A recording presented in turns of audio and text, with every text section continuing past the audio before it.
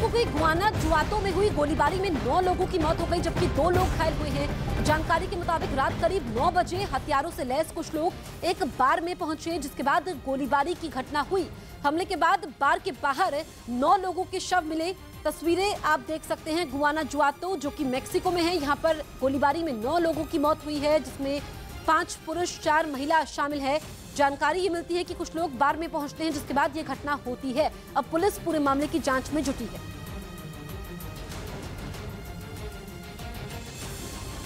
बिहार के भागलपुर से एक वीडियो सामने आया है, जिसमें से एक आदमी की जान बाल-बाल बची है। वीडियो भागलपुर के कहलगांव रेलवे स्टेशन का है। वीडियो में एक आदमी मालगाड़ी के नीचे अचानक आ जाता है और पूरी मालगाड़ी उसके ऊपर से गुजर जाती है। एक बार फिर देखिए, आदमी ट्रैक पर पेट के बल लेटा है और पूरी मालगाड़ी। ये भाई अपना खुद का सुपरमार्केट बना के महीने का 10 लाख कमा रहे हैं। हाँ, सिर्फ पैसे वाले नहीं, आप भी कर सकते हैं। फ्रीडम ऐप को अभी डाउनलोड कीजिए। उसके ऊपर से होकर गुजर जाती है। वीडियो देखकर आसपास के लोग खौफ में हैं। जब तक ट्रेन उस आदमी के ऊपर से गुजरती है, लोग एकटक उसे देखते रहते हैं। मालगाड़ी गुजरने के बाद ये आदमी उठता है और लंबी सांस लेकर आगे की ओर बढ़ जाता है। ऐसा देखकर कुछ लोग हैरान हो जाते हैं, लेकिन अगर थोड़ी भी चूक होती तो इसकी जान भी जा सकती थी। खबर है कि डोनेस्क और खरसोन में जेलेंस्की की सेना ने एक बार फिर रूस की सेना को पीछे धकेल दिया। अभी ज्यादा दिन नहीं बीते हैं जब पुतिन ने खरसोन, डोनेस्क, लुहांस्क और जापोरिजिया में रेफरेंडम करवाया था और ऐलान कर दिया था कि इन इलाकों पर उनका कब्जा है, जिसके बाद यूक्रेन जंग की आग में घी पड़ गया, क्योंकि पुतिन के रेफरेंडम करवाने का सीधा मतलब था युद्ध की आग में जल रहे यूक्रेन को और जलाना और उसे 5 टुकड़ों में तोड़ देना। लेकिन यूक्रेन ने इसका विरोध किया।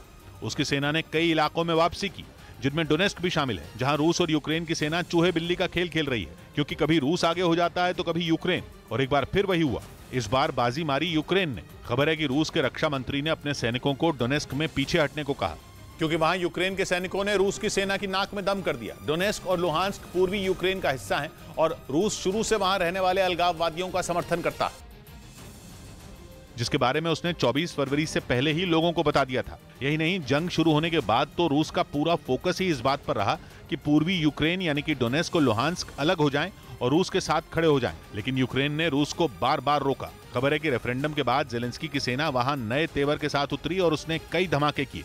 रात में हुए कुछ धमाकों की तस्वीरें भी आईं, जिन्हें डोनेस्क का बताया जा रहा है। यूक्रेन ने दावा किया कि उसकी सेना ने डोनेस्क के बखमुत और अवदिव्का शहरों से रूस की सेना को पीछे धकेल दिया है। यानी डोनेस्क में पुतिन का कब्जा करने का सपना एक बार फिर टूट गया। और कुछ ऐसा ही खरसोन में होने की भी खबर आई। खरसोन यूक्रेन के दक्षिण में है और खबर है कि वहां रूस और यूक्रेन की सेना के बीच भयंकर जंग हुई,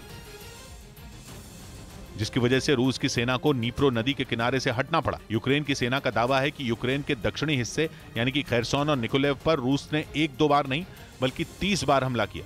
लेकिन हर बार जेलेंस्की की सेना ने वापसी की और रूस की सेना को पीछे धकेला।